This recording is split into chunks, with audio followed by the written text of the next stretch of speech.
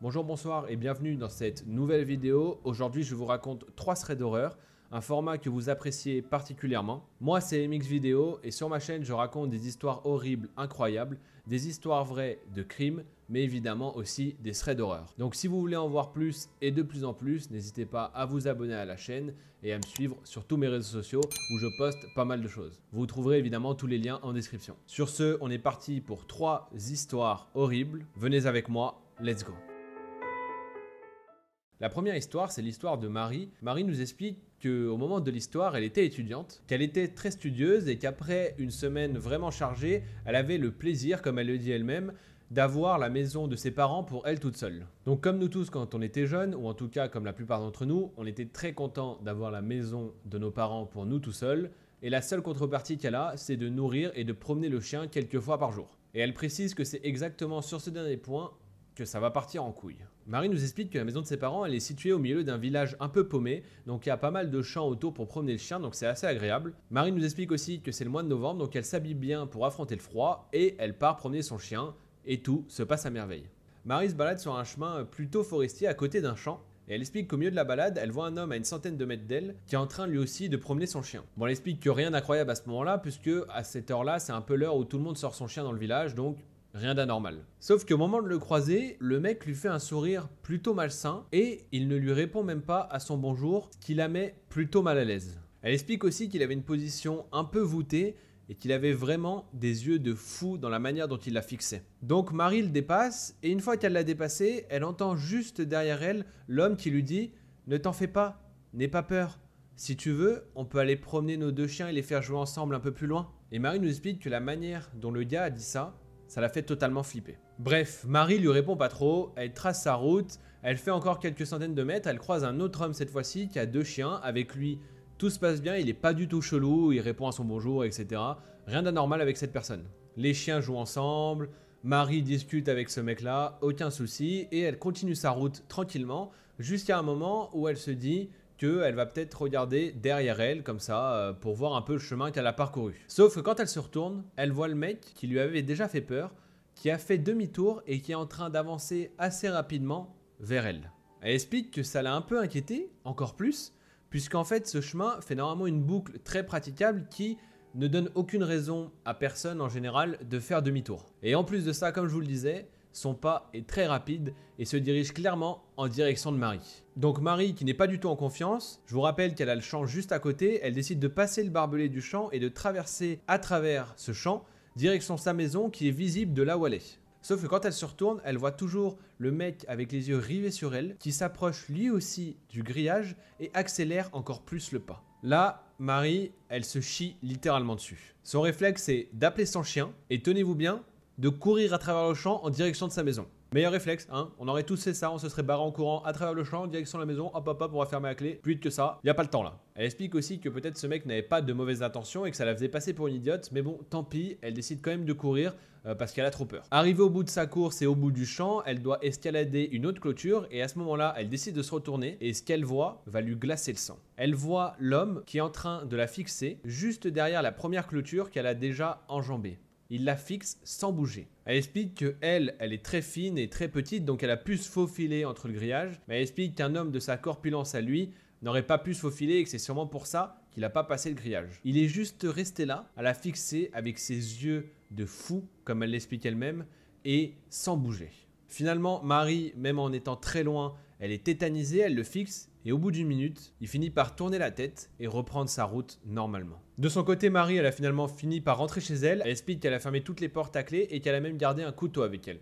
Meilleur réflexe, tu survivrais dans un film d'horreur, pas de souci. Sachant qu'en plus, 15 minutes plus tard, alors qu'elle regardait par la fenêtre, elle a vu cet homme repasser devant chez elle et fixer sa maison. Ce qui l'a, d'après elle, encore plus conforté dans l'idée de garder ce couteau. Et je te confirme, t'as bien fait de te conforter dans l'idée, moi je l'aurais gardé aussi, hein, limite je l'aurais lancé dessus je crois.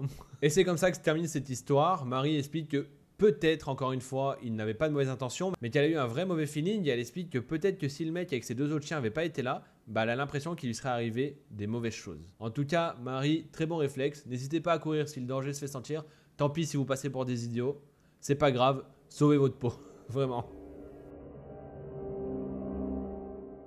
La prochaine histoire, c'est l'histoire de Julian. Julian nous explique qu'elle s'est passée il y a des dizaines d'années et qu'encore aujourd'hui, quand il repense à cette histoire, il imagine qu'il a échappé au pire. Il explique qu'en 2013, il a commencé ses études d'ostéopathie et que pour payer un peu ses études et sa vie en général, il a trouvé un métier de gardien de nuit dans un centre qui accueille les handicapés moteurs. C'était un ancien grand manoir des années 70 qui était réhabilité donc pour accueillir ces personnes-là avec un grand parc autour. Pour ce poste-là, il nous explique qu'il a passé 2 entretiens et qu'il avait plus ou moins compris que l'ancien gardien de nuit qui était plus là, il avait été un peu mis à la porte, un peu brutalement. Il explique que ce travail lui allait parfaitement puisqu'il lui permettait en même temps d'étudier ses cours. En fait, il restait dans une chambre qui était réhabilitée en bureau, qui était assez sobre et il devait simplement faire une ronde toutes les 2 heures au milieu du bâtiment. Il explique que la nuit, il lui arrivait de croiser des infirmières, qu'elles étaient seulement 2 pour 40 patients, mais comme c'était assez calme la nuit, souvent elles dormaient et il croisait personne durant toute la nuit. Julien, il explique qu'il aimait pas trop faire sa ronde au rez-de-chaussée parce que c'était vraiment la partie la plus vétuste et que au niveau de ce rez-de-chaussée, il y avait aussi une pièce assez lugubre avec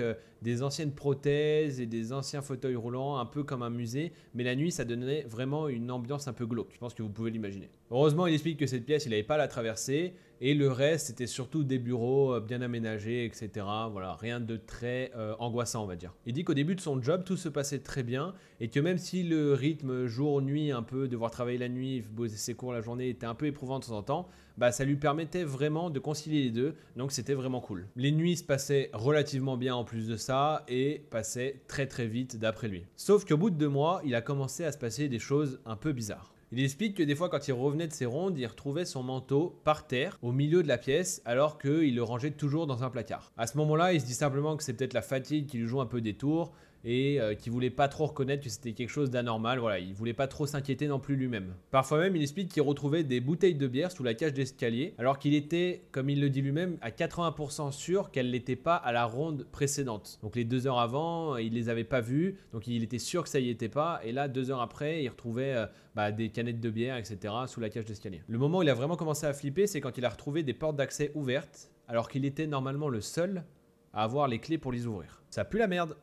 À ce moment-là, Julien, il a un très bon réflexe, il demande à son chef de service si quelqu'un d'autre pourrait passer la nuit, un médecin, etc. et avoir les clés, mais son chef de service lui répond simplement que non. Bon, malgré ces événements, il essaie quand même de faire abstraction parce qu'il explique que le salaire était quand même assez conséquent par rapport au temps qu'il passait là-bas, et le fait de pouvoir bosser ses cours la nuit, ça lui faisait prendre énormément d'avance, et il explique que ça se ressentait aussi sur ses notes. Un jour où il devait faire sa ronde vers 2 heures du matin, il y a quelque chose qui l'interpelle parce que normalement tout le couloir et les pièces sont un peu plongées dans la pénombre puisque c'est la nuit. Elles sont même en général éclairées seulement par les panneaux de sortie de secours. Sauf que là, dans une pièce, il a vu un halo de lumière. En s'approchant de la pièce, il découvre des morceaux de verre par terre et à l'intérieur, il entend des grognements et un discours qu'il n'arrive pas à comprendre. Là, Julien, il panique un peu, il se cache dans le coin du couloir et il attend de voir qui va sortir de la pièce. Quelques minutes plus tard, il voit un homme déshabillé, torse nu, avec une béquille dans les mains, qui avait l'air plutôt alcoolisé et qui continuait à grogner et à grommeler un peu des choses incompréhensibles. Discrètement, Julien, il décide de rebrousser chemin pour appeler la gendarmerie,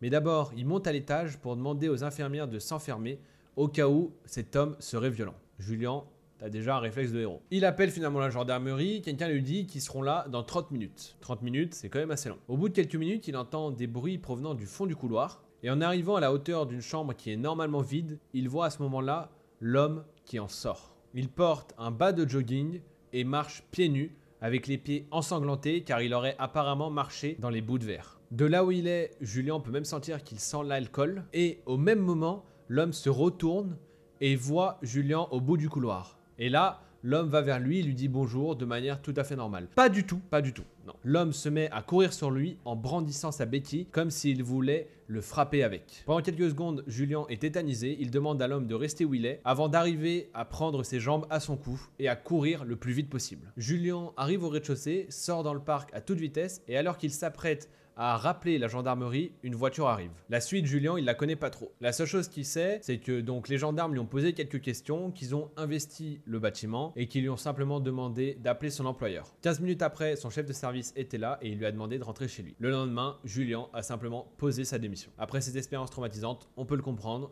et gros soutien à toi, Julien. 3 jours après, la gendarmerie a finalement rappelé Julien pour avoir plus d'informations et lui aussi a essayé d'en savoir plus, mais ils lui ont simplement expliqué que quelqu'un était rentré dans les bureaux et avait des dégrader un peu le matériel. Un an plus tard, il recroise une infirmière avec qui il travaillait ces nuits-là dans un magasin et c'est à ce moment-là qu'il aura le fin mot de l'histoire. L'homme était en fait l'ancien gardien de nuit. Il avait un passé un peu douteux et un gros problème avec l'alcool. Pour ça qu'il sentait de loin quoi. Il avait été mis à pied 2 fois pour manque de professionnalisme et il était même accusé d'attouchement sur les patients. À la suite de ces accusations, il aurait été viré directement, mais il aurait réussi à faire un double des clés et donc il venait régulièrement la nuit pour profiter du centre et on ne sait pas faire quoi d'autre, mais en tout cas pas des choses très bien a priori. Il faut savoir que un mois avant que Julien prenne son poste, une infirmière s'était fait agresser sur le parking de l'établissement et elle avait pris 2 coups de poing. La police à ce moment-là pensait à un vol qui avait mal tourné, sauf qu'en réalité, vous vous en doutez bien, c'était le gardien. Et en plus de ça, c'est rajouté apparemment sur son dossier une affaire de violence conjugale qui l'a emmené en prison durant 2 ans. Julien il explique que ce soir-là, s'il n'avait pas réussi à s'enfuir, il est persuadé que l'homme l'aurait battu avec cette béquille car il était alcoolisé et sûrement frustré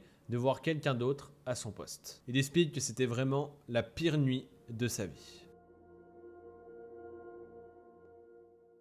La troisième histoire, c'est l'histoire de Camille. Elle explique qu'elle s'est passée quand elle avait à peu près 21 ou 22 ans. Elle explique qu'à ce moment-là, elle travaillait sur un plateau téléphonique et qu'elle faisait plutôt des horaires de 14h à 22h et que comme en plus c'était l'hiver, il faisait nuit très très tôt. Donc comme une journée normale, 22h arrive, elle quitte son travail, elle prend sa voiture, se dirige rapidement chez elle où l'attendent, comme elle le dit elle-même, une bonne série et ses chats. Une bonne soirée qui s'annonce. Elle explique qu'à cette période-là, elle vivait dans l'ancienne maison de son père, qui était dans un coin paumé sans réseau, et que son père, lui, avait repris la maison de ses grands-parents et qu'elle était située à seulement 100 mètres de la maison où vivait actuellement Camille. Elle explique que entre sa maison et celle de son père, il n'y a qu'une maison qui les sépare, donc même si c'est un coin paumé, elle se sent quand même en sécurité. Ce qu'elle dit aussi, c'est que c'est tellement perdu que pour rentrer chez elle, il fallait vraiment le vouloir parce que c'était limite même pas visible qu'il y avait une entrée et qu'il y avait des maisons là où elle était en fait. Bref, Camille arrive chez elle, elle gare sa voiture et en même pas 10 minutes, elle est douchée, mise en pyjama, elle s'installe dans le canapé sous sa couette avec son chat et elle lance sa série. Ça, c'est efficace, il n'y a pas de souci. On connaît le moment où on arrive, on sort du taf et on rentre, on s'installe dans le canapé, franchement c'est limite si je le ressens pas là. Au milieu de l'épisode de sa série, elle entend un bruit dehors, mais elle y prête pas trop attention, elle se dit que c'est sûrement un animal, sauf qu'au bout d'un moment, elle entend quelqu'un qui frappe très fort à son entrée. Camille explique que c'est une porte en bois et que du coup, quand on frappe dessus très fort, ça résonne dans toute la maison. À ce moment-là, Camille, elle se paralyse un peu sous sa couette. Au fond, elle entend un peu une femme qui parle, mais comme c'est au milieu de sa série, elle distingue pas vraiment ce qu'elle dit et elle se dit que c'est peut-être sa belle-mère et que finalement, il y a seulement peut-être un problème. Donc Camille, elle décide finalement de mettre sa série sur pause, de descendre, sauf qu'au moment où elle descend, elle entend de nouveau la voix de la femme qui lui dit « Je sais que vous êtes là ». À ce moment-là, Camille, elle commence à se sentir pas très bien. Elle se rend compte que de 1, elle ne connaît pas cette voix et que de 2, c'est pas vraiment une phrase normale. Elle va vers le Velux, regarde discrètement à travers et elle voit une voiture, les phares allumés, avec au moins une personne du côté passager. Camille nous explique à ce moment-là qu'elle a un réflexe qui l'a peut-être sauvée puisqu'elle pense à quelque chose que son père lui a laissé dans un étui et elle va finalement le chercher. Son père lui a dit d'utiliser ce qu'il y a dans cet étui seulement